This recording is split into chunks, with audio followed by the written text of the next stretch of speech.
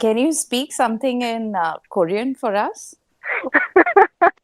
I am not very fluent with speaking, but okay, like the basic introduction might be, but okay.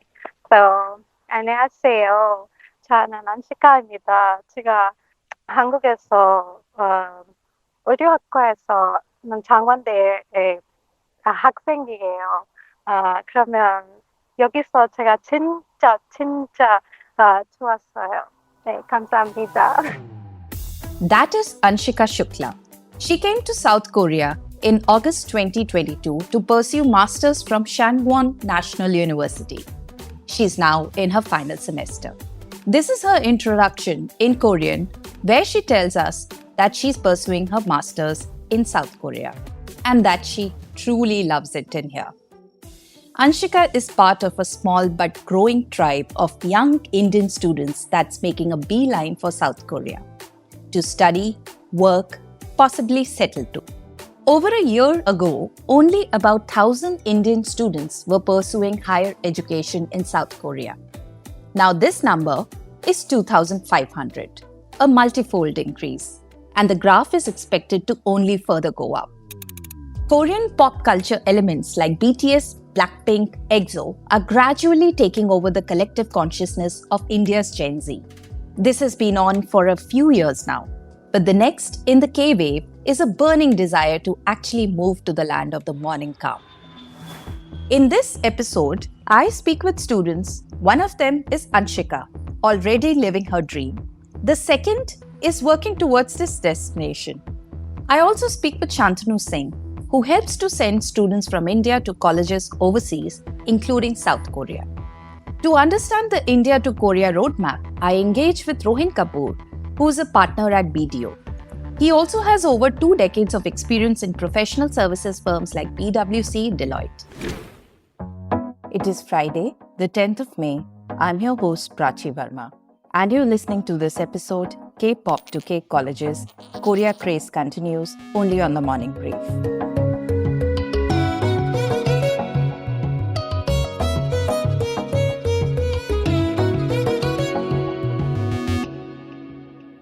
Anshika first got hooked on Korean fashion. With a fashion designing background, K-fashion was the first attraction for her. Then it was K-pop, followed by K-drama. All these led her here to this South Korean college.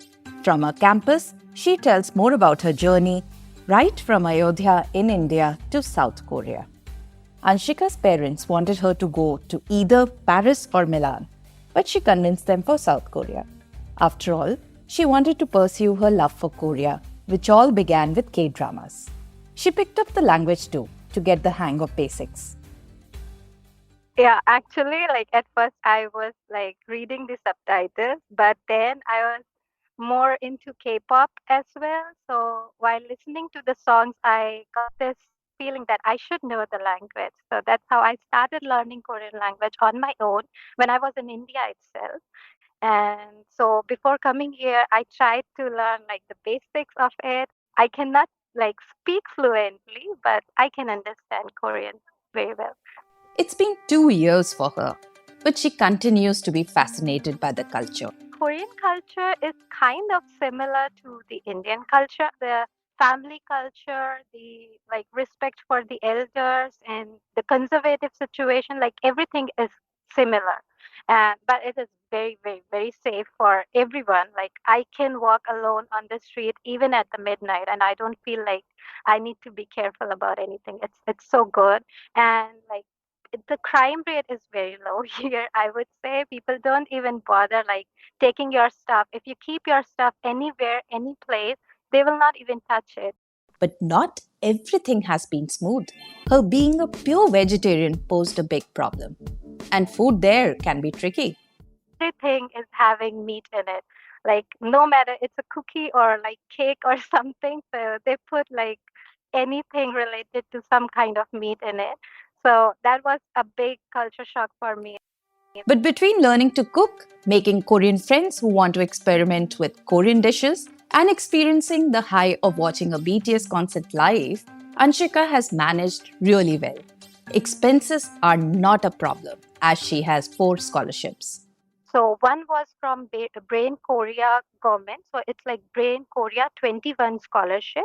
So that is like my monthly stipend that I got. Apart from that, I'm getting 100% scholarship from my university. And along with this, I am doing my thesis on cross culture between India and Korea. So I got a government scholarship for cross culture fund as well. And apart from that, I also get like research allowance from my professor. So, Anshika, now that you're almost through with your master's, what next for you? Will you come back to India or do you want to stay put there? Actually, I'm planning to continue my PhD from here. So, yeah, that's what I am thinking. And if not PhD, then also I want to gain like some experience here in the industry here because I really find it very, very interesting to work here. So, yeah, for now, I'm not planning to come back to India for at least 2 years or 3 years. Like either pursue my PhD or gain some experience in fashion industry here. Then I'll look forward. 2 years that you've been there, are you seeing more Indian students joining, universities, institutes? Yes, yes. Actually, I feel like nowadays, in the past 1 year, I have seen more Indian students coming here in different departments, like, and especially in education department and special education as well. So I feel like there are more and more students from India, and maybe because of the growing K culture attraction in India, or maybe because of the diplomatic relationship between India and Korea, they are also like giving a lot of scholarship programs for Indian that is very benefiting as well. So I think that are the reasons. But yes, I am seeing more and more Indian students coming here. Anshika is not the only one, of course. Here's Ankita Patel. She too got addicted to K culture early on in her life. My first contact with any kind of K-pop or like K culture in general was 2012. I used to be in a boarding school, so I used to have friends from the Northeast who were really into that because that was kind of, as far as I have studied Korean, or I have, you know, kind of gotten into the history behind how the Hallyu or the Korean wave has reached India. The first point of contact for India was the Northeast because for a while throughout our history, that portion of the country did not have as much access to, I would say, conventional mainstream Bollywood culture. So their version of daily soaps and music was actually Korean music and Korean shows and movies. Ankita started listening to K pop mostly as an escape from medical studies, which she didn't wipe with. First, a distraction, and then she found a strong connection. This is how she describes her association with K culture. After I finished my undergrad, I had kind of had a little bit of space to sit down and actually make time to learn the language properly. Then, when I started my master's, I actually got into a Korean course at IGNOU, uh, and I got a diploma and like a certificate thing. Eventually, did more courses that were affiliated with Korean universities like Yonsei or Seoul National University over Coursera or other platforms. So, Okay. and eventually I attended a Korean language seminar at JNU, which was very, very interesting and very informative and changed a lot of my perspective as to how people are kind of taking in the culture, not just for like, you know, it's for entertainment value, but because they actually see it as something that would kind of pave way for the rest of their life if they are willing to move there or study there, or even while being in the country make something out of it. Unlike Anshika, Ankita is not in a hurry to settle there. But she isn't ruling this out. Moving there, yes. Settling down, I'm not so sure because that's a longer game that shall be played eventually. Because I still have like things to do here, people to take care of here. So that would be a longer shot that I would have to make. Or wanting to move there, wanting to settle there is just the first step. There are just so many cogs in the machine that need to be figured out for that. But So, yeah, so that is probably basically, the ideal okay. scenario. That is the ideal scenario. So that's how you're working towards it, your language. And what next for you is what I wanted to ask you. From here, how exactly are you prepping up? If at all you're looking at going to South Korea, what else would you be doing in the coming months or days? I would probably want to apply for certain scholarships within the next 2 years. Ideally, I would want to get a PhD because I already have a master's. But I have also been looking at courses that would be pretty interesting to study, like as another, like getting another master's. My research usually just revolves around the history of Korean politics and how it has led to what we see right now in the country. Either that or kind of the how should I word it? Like the cultural metamorphosis that the country has gone through after the split from North Korea, after the Korean War, and how they have kind of become this cultural mammoth that they are right now.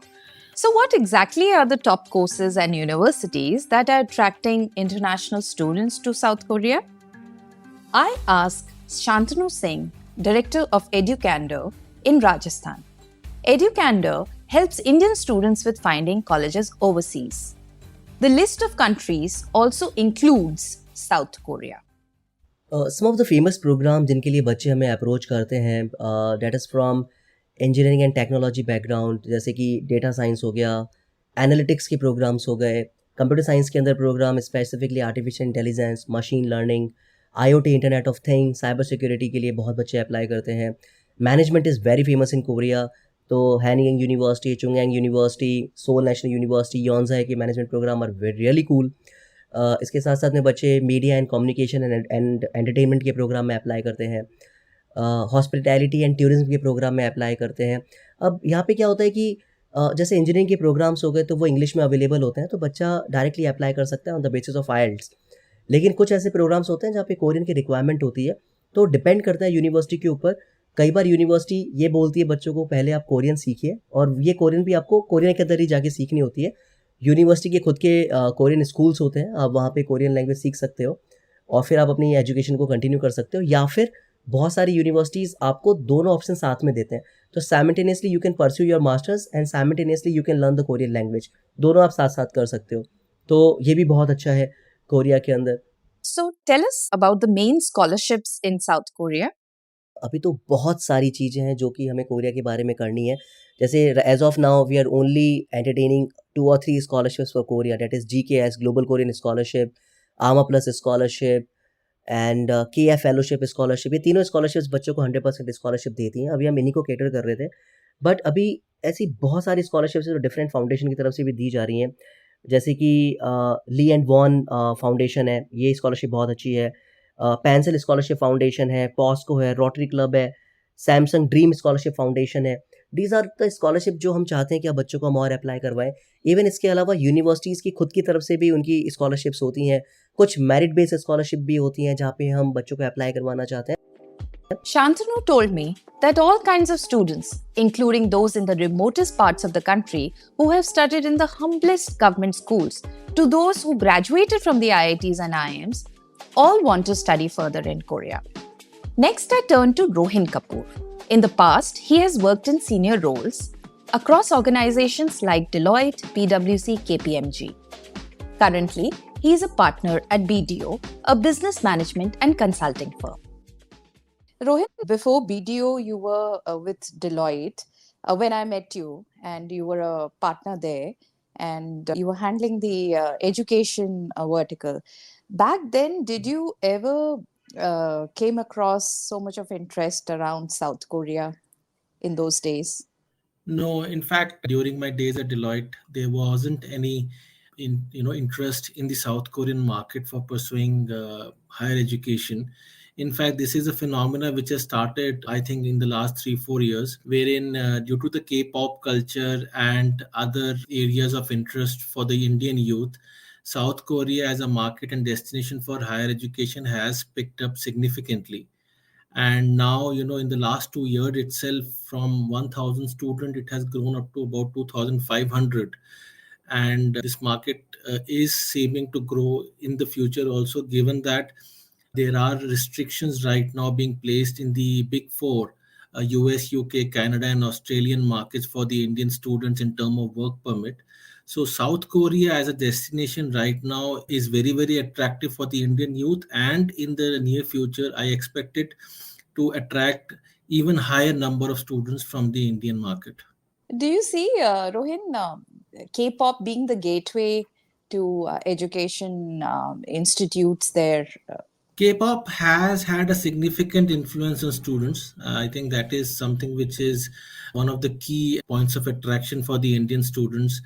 Rest of the things being, the culture, the food, the entire Korean companies operating in India. So K-pop definitely has had a very, very high level of influence on the Indian students, and you could say it is possibly the most attractive thing which is leading to a high influx of students from India to South Korean universities.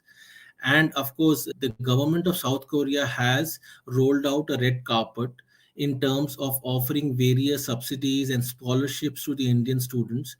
And along with the government, even the private universities in Korea, corporates in India are offering certain scholarship programs to students to pursue higher education in South Korean market. So yes, it is a mixture of a lot of factors, but yes, K-pop seems to be the highest amongst all. So, coming to the institutes there, you mentioned that the major four countries, there's some issue or the other, or probably, there's a lot of outflow of students to these countries already, right? What about the fee and living costs? How do you Yeah. see that? So the affordability of programs and the living costs in South Korea is, I would say, much favorable as compared to the big four. So I like to quote an example with data which I have collated from various sources. So a bachelor's program in South Korean university, the fee varies from 3 lakh rupees to about 8 lakh rupees per annum.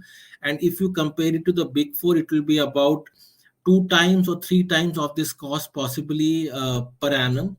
And if you look at the master's program, the fee varies from about 5 lakh rupees to 25 lakh rupees per annum.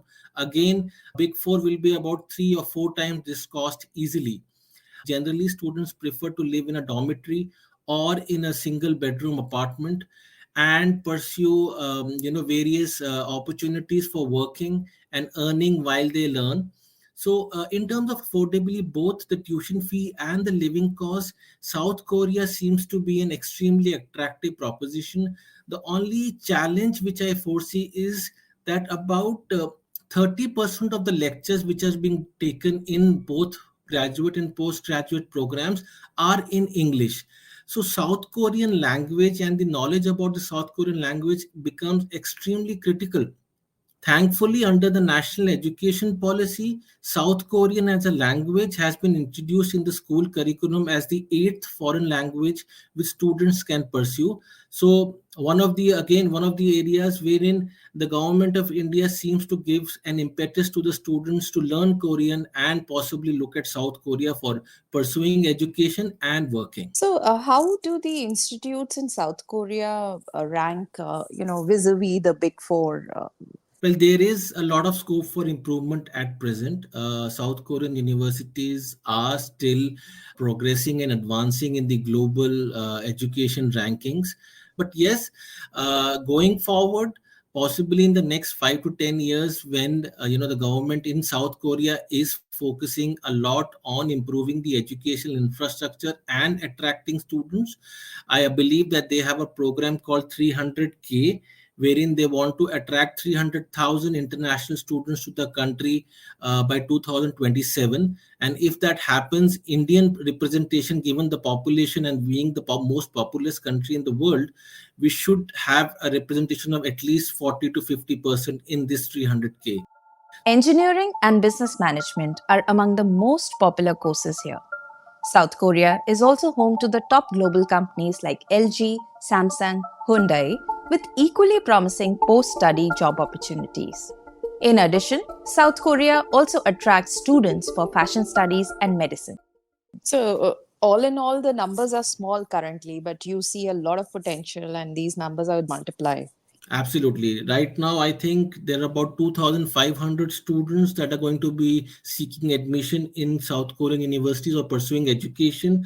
But I foresee till 2027-28 this number multiplying to about 100,000 easily, possibly more. Because, like I said, in the last 2 years, it has almost more than doubled, and going forward it has a lot of potential in terms of even going higher. So something in the range of 75,000 to 100,000 students in the next 4 to 5 years is something which we project and estimate. What about the employment opportunities? We're talking about higher studies, so do you see good employment opportunities for Indian students? Yeah, see, because of various challenges which South Korea faces as a nation, they have an aging population, they have a low birth rate. So they are in the process of figuring out some incentives and visa restructuring procedure to offer permanent residency to students pursuing masters or PhD programs, or to people who wish to travel from India and pursue an opportunity in technology in South Korea. So yes, the government of South Korea, I believe, is looking at restructuring the visa opportunities and visa programs to offer permanent residency to Indians and workforce from across the world. Students per se right now already have some opportunities under various programs of the government pursuing PhD and master's program. But yes, given the issues surrounding the country, the culture, I see more and more, incentives or opportunities or programs being rolled out by the government, wherein students from India and across the world will be offered a work permit, a visa to pursue opportunities for livelihood and employment even after completing their studies, and possibly lead to a permanent residency kind of a situation. K-pop is just the teaser. Next comes K-drama, K-movies, K-fashion.